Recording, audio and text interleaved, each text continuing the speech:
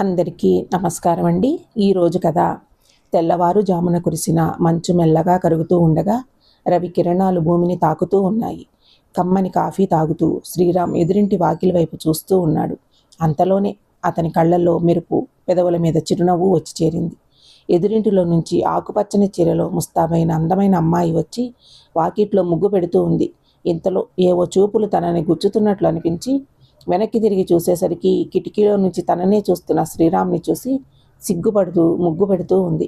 ఇంతలో లోపల నుంచి, ఏమే పేమా, వాకిట్లో ముగ్గు పెడుతున్నావా, లేక నీ కాబోయే మొగుడికి ముద్దులు పెడుతున్నావా? ఎంతసేపే ముగ్గు పెట్టడం అంటూ బయటకు వచ్చింది జగదాంబ. ఒసే ముసలి, నీకు ఎన్నిసార్లు చెప్పాలి? నా పేరు పేమా దోమా కాదే, ప్రేమాంజలి. నీకు నోరు తిరగకపోతే ప్రేమ అని ప్రేమగా పిలువు, అంతేకాని ఇంకోసారి అలా పిలిచావంటే ఊరుకోను అంటూ కోపంగా పడవజడని విసురుగా విసిరి లోపలికి వెళ్ళింది. ఎరా మనవడా అంటూ శ్రీరామ్ దగ్గరికి వస్తూ ఉంటే, అమ్మో ఇప్పుడు కానీ ఈవిడ చేతికి చిక్కావంటే ఒక ఆట ఆడుకుంటుంది అని తన రూమ్లోకి వెళ్ళిపోయి ప్రేమని తలుచుకుంటూ అసలు మీ నాన్నగారిని ఎలా ఒప్పించాలా అని సతమతమవుతూ ఉన్నాను. మీ నాన్నగారే వచ్చి అడుగుతారని కలలో కూడా అనుకోలేదు బంగారం. నీతో మాట్లాడదామంటేనే కుదరడం లేదే అనుకుంటూ ఆలోచనలో పడతాడు. శ్రీరామ్ వాళ్ళది మధ్యతరగతి కుటుంబం. నాన్న రాఘవయ్య, అమ్మ రేవతి. రాఘవయ్యకు 3 ఎకరాల పొలం ఉంది. వ్యవసాయం చేసుకుంటూ ఉంటాడు. రాఘవయ్యకి 2 కొడుకులు, 1 కూతురు. పెద్ద కొడుకు డిగ్రీ చదివి ఇంకా చదువు మీద ఇంట్రెస్ట్ లేకపోవడంతో ఊర్లోనే ఎరువుల కొట్టు పెట్టాడు. కూతురు శ్రావణికి పెళ్లి చేసేశారు. ఆఖరివాడు శ్రీరామ్. తను మెకానికల్ ఇంజనీరింగ్ చేసి ఆర్మీ డిఫెన్స్లో జాబ్ చేస్తున్నాడు. ప్రేమ వాళ్ళ నాన్నగారు శేఖర్ వాళ్ళది సంపన్న కుటుంబం. పొలాలతో పాటు 2-3 బిజినెస్లు కూడా ఉన్నాయి. శేఖర్ గారికి 2 పిల్లలు. మొదట అబ్బాయి రాకేష్ బిజినెస్ చూసుకుంటూ ఉంటాడు. తన తర్వాత 7 ఏళ్లకి అంజలి పుట్టింది. తన పుట్టగానే లాస్లో ఉన్న బిజినెస్ లాభాలు రావడంతో ప్రేమాంజలి అంటే శేఖర్కి ప్రాణం. రాకేష్కి తన చెల్లెలి కూతుర్నే ఇచ్చి చేశాడు. శేఖర్ గారికి ప్రేమాంజలి అంటే చాలా ప్రేమ. వాళ్ళ నాన్నగారి పేరు అంజయ్య కలిసి వచ్చేట్టుగా వాళ్ళ ప్రేమకి గుర్తుగా ప్రేమాంజలి అని పేరు పెట్టారు. ఇంట్లో అందరూ అంజలి అని పిలుస్తారు. బయట వాళ్ళు, కాలేజీ ఫ్రెండ్స్ మాత్రం ప్రేమ అని పిలుస్తారు. రాఘవయ్య గారిది శేఖర్ గారి వాళ్ళు ఇళ్ళు ఎదురెదురుగా ఉండడంతో 2 కుటుంబాలు కలిసిమెలిసి ఒక కుటుంబంలా ఉంటారు.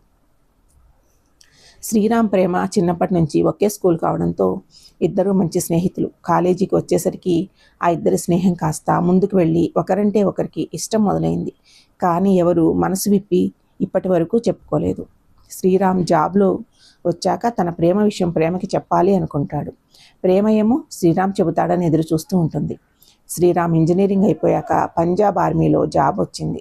ఈ విషయం ఫస్ట్ ప్రేమకి చెప్పి తనకి ప్రపోజ్ చేయడానికి మరునాడు ఉదయం వాళ్ళ ఇంటికి వెళ్తాడు.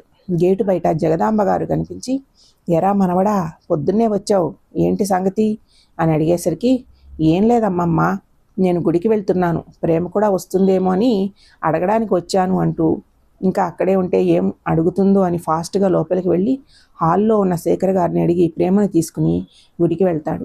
గుడిలో దర్శనం చేసుకుని బయటికి వచ్చి మెట్ల మీద కూర్చున్నారు. శ్రీరాము, ప్రేమ ఎలా చెప్పాలా అని తటపటాయిస్తూ, ప్రేమ, నీకు ఒక విషయం చెప్పాలి, నీకు ఫస్ట్ చెప్పాలనిపించి నిన్ను ఇక్కడికి తీసుకొచ్చాను అనగానే ప్రేమ సంతోషంగా తన ప్రేమ విషయం చెబుతాడేమో అనుకుని, చెప్పురామ్ అంటుంది. నాకు ఆర్మీలో జాబ్ వచ్చింది, పోస్టింగ్ పంజాబ్లో ఇచ్చారు, 1 వీక్లో వెళ్ళి జాయిన్ అవ్వాలి అనగానే ఫేస్ డల్గా పెట్టి, కంగ్రాట్స్ రామ్, కానీ నేను వేరే విషయం ఏదో చెప్తావనుకున్నా అంది. రామ్ ప్రేమ చేతిని తన చేతిలోకి తీసుకుని, నేను చెప్తే కానీ నా మనసులో మాట ఏంటో నీకు తెలియదా? అయినా నువ్వు నేను చెప్పాలని కోరుకుంటున్నావు కాబట్టి చెప్తా విను. ఐ లవ్ యూ ప్రేమ, నువ్వంటే నాకు చిన్నప్పటి నుంచి ఇష్టం. నన్ను పెళ్లి చేసుకుంటావా? నువ్వు ఓకే అంటే నేను మావయ్యని అడుగుతాను, మీ బంగారాన్ని నాకు ఇచ్చేయమని, ఏమంటావు అన్నాడు. ప్రేమ ఆనందంతో రామ్ చేతిని పట్టుకుని సిగ్గుపడుతూ, ఈ విషయం నువ్వు ఎప్పుడు చెప్తావా అని ఎదురు చూస్తున్నాను. నాకు కూడా నువ్వంటే చిన్నప్పటి నుంచి ఇష్టం రామ్. నా మనసులోని ప్రేమను నీకు ఎలా తెలపాలి అని ఆలోచిస్తూ ఉన్నాను. మా నాన్నతో మాట్లాడు, ఆయన తప్పకుండా ఒప్పుకుంటారు అని సంతోషంగా అంటూ, అయితే నువ్వు అంత దూరం వెళ్తావా అంటుంది దిగులుగా. అవును ప్రేమ, నేను ఆర్మీలో జాయిన్ అవ్వడం నీకు ఇష్టం లేదా? అలాంటిది ఏం లేదు రామ్. నిజం చెప్పాలంటే నువ్వు ఆర్మీలో చేరడం అనేది నీ కళ అని నాకు తెలుసు. అందరిలా నువ్వు డాక్టర్, ఇంజనీర్ కాకుండా డిఫరెంట్గా ఆలోచిస్తావు కాబట్టే నువ్వంటే నాకు ఇష్టం. శ్రీరామ్ నవ్వుతూ, సరే ఇక వెళదామా, లేట్ అయ్యింది అంటే మీ బామ్మ క్లాస్ పీకుతుంది అని ఇద్దరూ ఇంటికి వచ్చేస్తారు. శ్రీరామ్ జాబ్ వచ్చిన విషయం ఇంట్లో చెబుతాడు. జాబ్ వచ్చినందుకు సంతోషంగా ఉన్న రాఘవయ్య గారికి శ్రీరామ్ని అంత దూరం పంపించడం ఇష్టం లేదు. ఇక్కడే ఏదైనా ఉద్యోగం చేసుకోవచ్చు కదరా, మా కళ్ళ ముందు ఉంటావు అన్నారు. తనకి చిన్నప్పటి నుంచి ఆర్మీలో చేయాలని కోరిక ఉండడంతో అమ్మా నాన్నలను ఎలాగోలాగా ఒప్పిస్తాడు.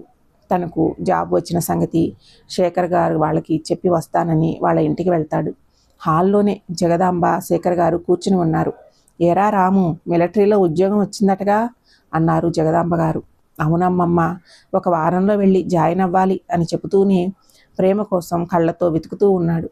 అవును శ్రీరామ్, మీ నాన్న చెప్పారు, పంజాబ్ అంట కదా, ఎందుకురా అంత దూరం, ఇక్కడే ఏదన్నా ఉద్యోగం చూసుకుని మీ నాన్నకి చేదోడు వాదోడుగా ఉండొచ్చు కదా అన్నారు శేఖర్ గారు.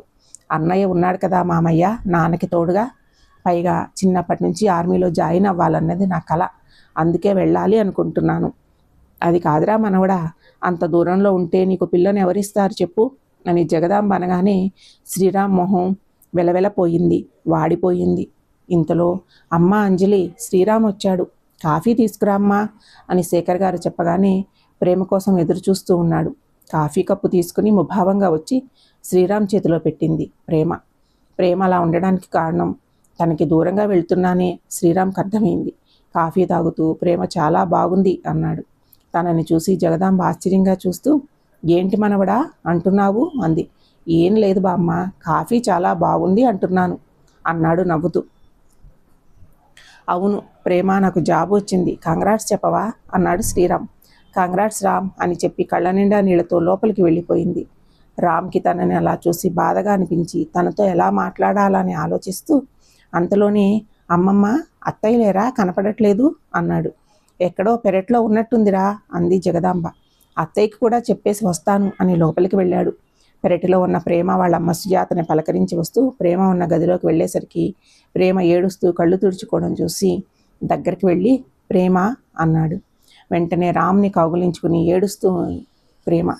సడన్గా తను అలా చేసేసరికి తను చాలా బాధపడుతుందని అర్థమై, ప్లీజ్ ప్రేమ ఏడవకు, నువ్వు ఇలా ఉంటే నేను ఎలా వెళ్తాను చెప్పు, మనకి ఈ దూరం 1 సంవత్సరం మాత్రమే, అప్పుడు ఎంచక్కా పెళ్లి చేసుకుని నాతో పాటు తీసుకువెళ్తాను, ఏడవకు అంటూ కళ్ళ నీళ్లు తుడిచి నుదుటి మీద ముద్దు పెట్టుకున్నాడు.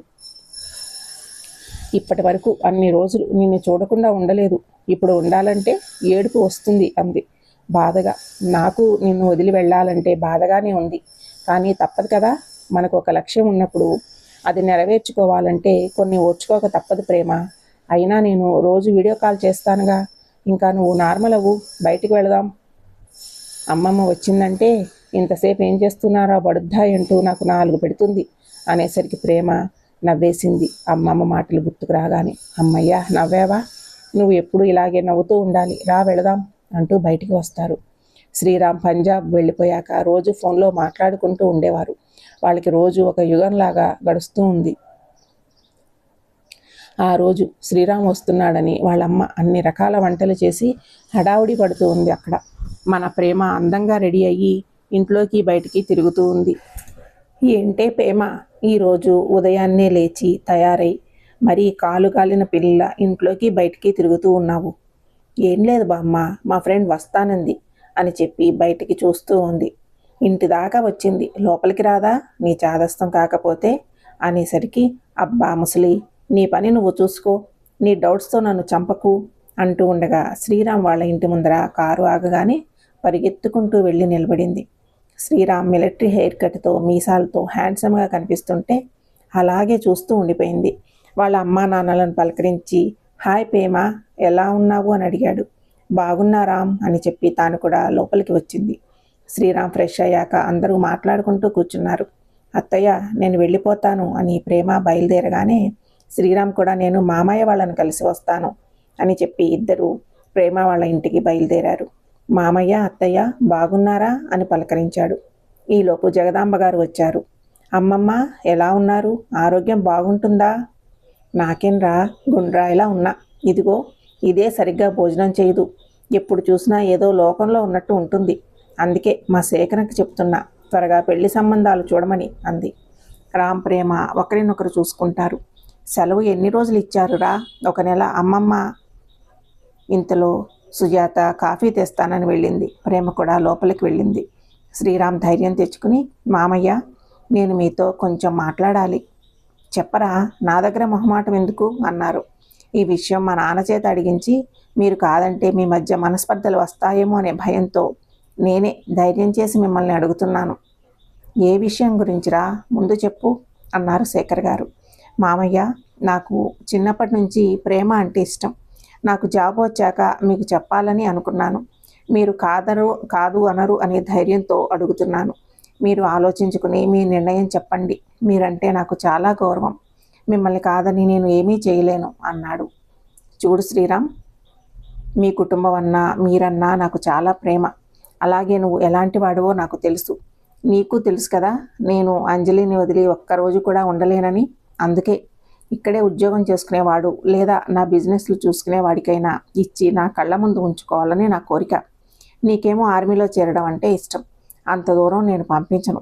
ఒకవేళ నువ్వు ఇక్కడే ఉంటూ నా బిజినెస్లు చూసుకుంటాను అంటే నాకేం అభ్యంతరం లేదు నీకు నా కూతుర్ని ఇవ్వడానికి.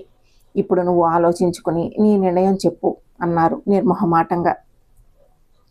శ్రీరామ్ ఇంకేం మాట్లాడగలకుండా అక్కడి నుంచి వచ్చేశాడు. జగదాంబ గారు అక్కడే ఉండి అన్నీ విని, ఏంట్రా శేఖరం అలా చెప్పావు? ఇంత మంచి పిల్లవాడు మనకి దొరుకుతాడా? అమ్మాయిని ఇష్టపడ్డాను అంటున్నాడు. వాళ్ళ కుటుంబం ఎలాంటిదో తెలుసు. అలాంటప్పుడు ఉద్యోగం అడ్డుపెట్టి అలా చెప్పడం నాకేం నచ్చలేదురా. అయినా ఆడపిల్లలను కన్నాక ఒక ఇంటికి పంపించడం మామూలే కదా. నువ్వు ఇలరికం తెచ్చిపెట్టుకుందాం అనుకున్నా వచ్చేవాడు మంచివాడో కాదో తెలియదు కదా. వీడు చిన్నప్పటి నుంచి మన కళ్ళ ముందే పెరిగాడు. రేవతి లాంటి మంచి అత్తగారు దొరికితే మన పిల్ల అదృష్టవంతురాలు అవుతుందిరా. ఒక్కసారి ఆలోచించు. అయినా అమెరికా లాంటి దేశాలకి చిటికలో వెళ్ళి వస్తున్నారు. ఇంకా మన దేశంలో పక్కనే ఉన్న పంజాబు. ఇక్కడ ఎంతసేపులో వెళ్ళి వస్తారు? అయినా నేను అమ్మాయిని కూడా అడుగుతాను. దానికి ఇష్టమైతే మనం ఒకసారి ఆలోచించి నిర్ణయం తీసుకుందాం. ఏమంటావు శేఖరం అన్నారు. ఏమోనమ్మా, ఇంకా అవన్నీ నేను ఆలోచించను. అంజలి నా కళ్ళ ముందు ఉంటే చాలు అంతే అని చెప్పి లోపలికి వెళ్ళిపోయారు. జగదాంబ గారు ప్రేమతో మాట్లాడటానికి వెళ్తారు. ఇవన్నీ పక్క నుండి విని ప్రేమ బాధగా తన రూమ్లోకి వెళ్ళిపోయి ఏడుస్తూ ఉంటుంది. ప్రేమ, ఒసై ప్రేమ, ఏం చేస్తున్నావు అంటూ లోపలికి వస్తుంది. ప్రేమ కళ్ళు తుడుచుకుని, ఏం లేదు బామ్మ, రా ఇటు కూర్చో అని పక్కన కూర్చోబెట్టుకుని, ఒక విషయం అడుగుతాను, నువ్వు నిజం చెబుతావా? అడుగు బామ్మ, నీకు ఎప్పుడన్నా అబద్ధం చెప్పానా? నీకు రామ్ అంటే ఇష్టం కదా? బామ్మకి ఎలా తెలిసిందా అని ఆశ్చర్యంగా చూస్తుంది. నేను నీ బామ్మని నేను కనిపెట్టలేము అనుకున్నావా? రామ్ ఊరు వెళ్ళే రోజు నువ్వు దిగులుగా ఉండడం, అప్పుడప్పుడు ఫోన్లో మాట్లాడుతూ ఉండడం, ఇప్పుడు వాడు వస్తున్నాడు అనగానే ఎక్కడ లేని హుషారుతో వాళ్ళ ఇంటికి పరిగెత్తుకుంటూ వెళ్ళడం అన్నీ తెలిసే అంటూ చెవి మెలిపెడుతుంది. బామ్మ అంటూ ఆవిడని హత్తుకుని ఏడుస్తుంది. ఊరుకో తల్లి, ఊరుకో. నా బంగారం మనసు నాకు తెలియదా? చెప్పు, మనం నాన్నను ఒప్పిందాం. నువ్వు బాధపడకు తల్లి అని చెప్పి బయటికి వెళ్తారు. ఇంటికి వచ్చిన శ్రీరామ్కి దిగులుగా ఉంటుంది. మామయ్య తప్పకుండా ఒప్పుకుంటాడు అనుకున్నాడు. ఇప్పుడు ఎలా అని ఆలోచిస్తూ ఈ 1 మంత్లో ఎలాగైనా ఒప్పించాలి అనుకుంటాడు. రాత్రి సుజాత శేఖర్ గారు రాగానే, అత్తయ్య చెప్పింది ఒకసారి బాగా ఆలోచించండి. మీరు ఎంత వెతికినా శ్రీరామ్ లాంటి అబ్బాయి దొరుకుతాడా? మన అంజలిని అంతగా ప్రేమించేవాడు దొరకడం మన అదృష్టం అండి. నువ్వు ఏమైనా చెప్పు, నాకు అంజలిని అంత దూరం పంపించడం ఇష్టం లేదు. పైగా అంజలి కూడా నన్ను వదిలి ఉండలేదు అన్నారు. మీరు కూతురు మీద ప్రేమతో స్వార్థంగా ఆలోచిస్తున్నారండి. మా నాన్నగారు కూడా మీలా ఆలోచించి ఉంటే మీరు ఒప్పుకునేవారా చెప్పండి? ఆడపిల్లలు పుట్టింట్లో ఉన్నంత వరకు తండ్రే తమ లోకంగా ఉంటూ నాన్నని వదిలి ఉండలేనంతగా ఉంటారు. కానీ ఒకసారి మెడలో తాళి పడగానే భర్తే సర్వస్వం అనుకుని బతుకుతారు. మీరు దాని మీద ప్రేమతో అంజలి ఇష్టాన్ని తెలుసుకోవడం లేదు. తను మీ మాట కాదనదు. అయినా మనకు కావాల్సింది ఏంటండి? అది పెళ్లి చేసుకుని సంతోషంగా ఉండడం. అంజలి అలా ఉండాలి అంటే మనకు నచ్చి మన కళ్ళ ముందు ఉండేవాడు కాదండి. తన మనసుకు నచ్చాలి. అతను తన మనసులో ఉండాలి. అలాంటి వాడితో పెళ్లి చేస్తేనే మన అంజలి సుఖంగా ఉంటుంది. ముందు అమ్మాయి మనసులో ఏముందో కనుక్కోండి. ఆ తర్వాత నిర్ణయం తీసుకోండి. నాకు అనిపించింది చెప్పాను. ఆ తర్వాత మీ ఇష్టం అని పడుకుంటుంది. శేఖర్ గారు ఆలోచనలో పడతారు. మరుసటి రోజు రాత్రి శేఖర్ గారు అంజలి గదిలోకి వెళ్ళారు. అమ్మ అంజలి, నీతో కొంచెం మాట్లాడాలమ్మా. చెప్పండి నాన్న. మన శ్రీరామ్ మీద నీ అభిప్రాయం ఏంటి? ఎందుకు అడుగుతున్నారో అర్థమై శ్రీరామ్ మంచి వ్యక్తిత్వం ఉన్నవాడు, మంచి మనసున్నవాడు. తనని చేసుకునే అమ్మాయి చాలా అదృష్టవంతురాలు నానా. మీరు ఎప్పుడూ నాతో ఒక ఫ్రెండ్ లాగానే ఉన్నారు. నన్ను అర్థం చేసుకుంటారని ధైర్యం చేసి అడుగుతున్నాను. ఆ అదృష్టాన్ని నాకు కలిగిస్తారా నానా అని అంటుంది. ఏంటమ్మా నువ్వు అనేది? అవును నానా, రామ్ అంటే నాకు ఇష్టం. రామ్ మీతో మాట్లాడకపోయి ఉంటే నేనే ఈ విషయం మీతో చెప్పాలి అనుకున్నాను. కానీ మీరు రామ్తో మాట్లాడిన మాటలు విన్నాక నేనంటే మీకు ఎంత ప్రేమో అర్థమయ్యింది. అందుకే మీ ఇష్ట ప్రకారంగానే ఉండాలి అనుకుంటున్నాను. మీ మాట జవదాటను. ఇప్పుడు మీరే అడిగేసరికి నా మనసులో మాట బయట పెట్టాను. నేను మీకు ఇష్టం లేకుండా ఏ పని చేయను అని తెలుసు కదా నాన్న. మీరు ఇంకా ఏం ఆలోచించకండి, వెళ్ళి పడుకోండి అంది. శేఖర్ గారు అంజలి తల నిమిరి సరే తల్లి అని వెళ్ళగానే అంజలి రామ్ని తలుచుకుని ఏడుస్తూ పడుకుంది. అంజలి ఉదయం లేచేసరికి అమ్మ బామ్మ హడావుడిగా రెడీ అవడం చూసి, ఎక్కడికి వెళ్తున్నారు బామ్మ? శ్రీరామ్కి పెళ్లి చూపులంట, వాళ్ళ ఇంటికి వెళ్తున్నాము. ప్రేమ దిగులుగా తన గదిలోకి వెళ్ళడం చూసి శేఖర్ గారు వెనకాలే వెళ్ళి అంజలి అని పిలిచేసరికి కళ్ళు తుడుచుకుని ఏంటి నానా అంటూ వచ్చింది. అంజలి కళ్ళు తుడుచుకుంటూ రావడం శేఖర్ గారు చూశారు. నీకు హ్యాపీ న్యూస్ చెబుదామని అనుకుంటున్నాను అన్నారు. ఏంటి నానా? బామ్మ నిన్ను ఏడిపించడానికి నీతో అలా చెప్పిందిరా తల్లి. మేము నీకు పెళ్లి సంబంధం మాట్లాడడానికి వెళ్తున్నాము అన్నారు. ఏదైతేనేమి రెండు బాధ కలిగించేవేగా అనుకుని సరే నానా అంది బాధగా. ఎవరు అని అడగవా? మీకు నా మంచి చెడు తెలుసుగా నానా, ఇంకా నేను ఎందుకు అడగడం? పిచ్చి తల్లి, మేము వెళ్ళేది శ్రీరామ్ వాళ్ళ ఇంటికే బంగారం అనగానే సంతోషంతో నిజంగా? అవునమ్మా, నీ సంతోషం కంటే నాకు ఏది ఎక్కువ కాదు తల్లి. మేము వెళ్ళొస్తామని చెప్పి శ్రీరామ్ వాళ్ళ ఇంటికి వెళ్ళారు. రండి మామయ్య అంటూ శ్రీరామ్ నవ్వుతూ ఎదురొచ్చి లోపలికి తీసుకువెళ్ళాడు. రాజశేఖర్, అందరూ వచ్చారు, ఏంటి విశేషం? అవును, అంజలి రాలేదే అని అడిగారు రాఘవయ్య గారు. మేము మీతో మాట్లాడాలని వచ్చాము రాఘవ. అవునా, దేని గురించి శేఖర్? మేమే వచ్చి అడిగితే బాగుంటుందని వచ్చాము. మా అంజలిని మీ కోడలుగా చేసుకుంటారా అని అడగడానికి వచ్చాము, ఆడపెళ్ళి వారిలాగా. ఆ మాట వినగానే శ్రీరామ్ ముఖం మతాబులాగా వెలిగిపోయింది. బంగారం లాంటి పిల్ల, తనని కోడలుగా తెచ్చుకోవడం మాకు అభ్యంతరం ఏముంటుంది? కాకపోతే రామ్ని కూడా ఒకే మాట అడగాలి కదా అనగానే నాకు ఇష్టమే నానా అన్నాడు శ్రీరామ్. అయితే ఇంకేం, మంచి రోజు చూసి తాంబూలాలు పుచ్చుకోండి అన్నారు జగదాంబ గారు. అమ్మమ్మ, నాకు ఒక్క నెలే కదా సెలవులు, ఈలోపు పెళ్లి ముహూర్తం ఉంటే పెట్టించండి అనగానే ఏరా పెళ్ళికి అంత తొందరపడుతున్నావు అన్నారు అందరూ సరదాగా ఆట పట్టిస్తూ. ఇంకా వెంటనే లగ్నాలు పెట్టేసుకున్నారు. లగ్నాలు పెట్టుకున్న దగ్గర నుంచి పాపం రామ్ని ప్రేమ కలవకూడదని కండిషన్ పెట్టేసరికి ఇంకా కాబోయే భార్యకి సైటు కొట్టుకుంటూ ఉన్నాడు శ్రీరామ్. శ్రీరామ్ని పెళ్లి కొడుకుని చేశారు. ఆ తర్వాత ప్రేమని పెళ్లి కూతుర్ని చేసి మంగళ స్నానాలు చేయించారు. ఆ రాత్రి శ్రీరామ్కి ప్రేమని చూడాలనిపించి వీడియో కాల్ చేశాడు. ప్రేమ ఇప్పుడు చేస్తున్నారేంటి అనుకుని ఇప్పుడే వస్తాను అని చెప్పి తన రూమ్కి వెళ్ళి కాలు లిఫ్ట్ చేసింది. ఇంట్లో ఇంతమంది ఉన్నారు, ఇప్పుడు చేసావేంటి?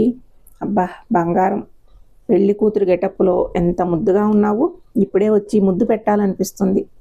వచ్చేయ్ నా అనేసరికి సిగ్గుపడుతూ అంత పని చేయకండి, బామ్మ చూసిందంటే పెళ్ళికి కాకుండా మీకు మోగిస్తుంది బాజాబంత్రీలు అంటుంది నవ్వుతూ. బాబోయ్ నిజమే, అమ్మమ్మ చూసింది అంటే ఇక నేను అవుటు, అందుకే నేను రాను కానీ నా ముద్దులు ఇచ్చేస్తాను అంటూ ముద్దులు పెడుతూ ఉన్నాడు. ఇంతలో అమ్మా పేమా అని పిలుపు వినగానే బాబోయ్ బామ్మ వచ్చేస్తుంది అని ఫోన్ పెట్టేసింది ప్రేమ. ఈ అమ్మమ్మ ఎప్పుడూ ఇంతే అనుకుంటూ ప్రేమని తలుచుకుంటూ పడుకున్నాడు శ్రీరామ్. తరువాత రోజు ఒక శుభముహూర్తాన శ్రీరామ్ ప్రేమాంజలి మెడలో 3 ముళ్ళు వేసి తన దానిని చేసుకున్నాడు. ఇంకా పంజాబ్ వెళ్లే రోజు ముభావంగా బాధగా ఉన్నారు శేఖర్ గారు. మా అమ్మగారికి బాధపడవద్దని, తనకు అంజలిని ఎప్పుడు చూడాలనిపిస్తే అప్పుడు పంపిస్తానని భరోసా ఇచ్చి ప్రేమాంజలితో సంతోషంగా పంజాబ్ పయనమై వెళ్ళాడు శ్రీరామ్. ఈ కథ సమాప్తము. మీకు ఈ కథ నచ్చినట్లయితే ఛానల్ని సబ్స్క్రైబ్ చేసుకోండి. ఛానల్లోని మిగతా కథలను ఫాలో అవ్వండి. మీ స్నేహితులకి బంధువులకి షేర్ చేయండి, లైక్ చేయండి.